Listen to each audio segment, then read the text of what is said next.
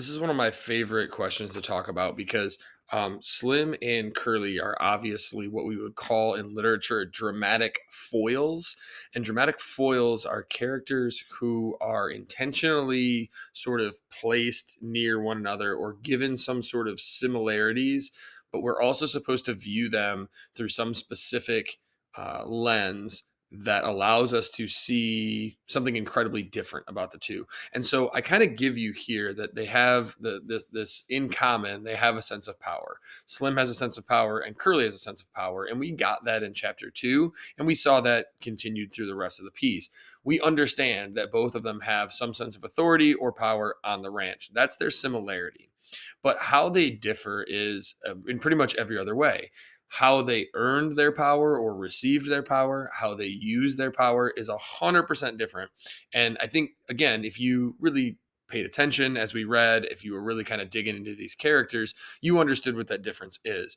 Slim's power, Slim's authority comes from the idea that he is a leader people want to follow. He is one of those people who, gives respect, gets respect. He is one of those people who leads by example. He's in the trenches with his workers.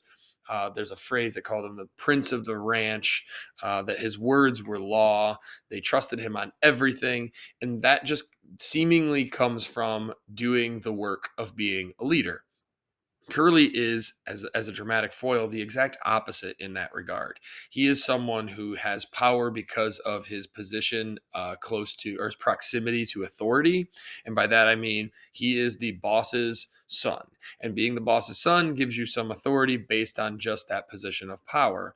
Um, and that gives him kind of the ability to do whatever he wants with that power. And again, that's something I think Steinbeck is getting the reader to think about, is the notion of how power can be used in a positive way, how power can be used in a negative way. And oftentimes when that power is given, it tends to be used negatively. When that power is earned, it tends to be used positively.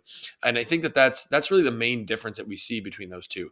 The easiest way that I can boil it down, and I always like to say this to students when we think about Curly and Slim, is Slim is a leader and Curly is a boss. And I know that those two words have similar denotations. Their definitions are similar, but their connotations are incredibly different.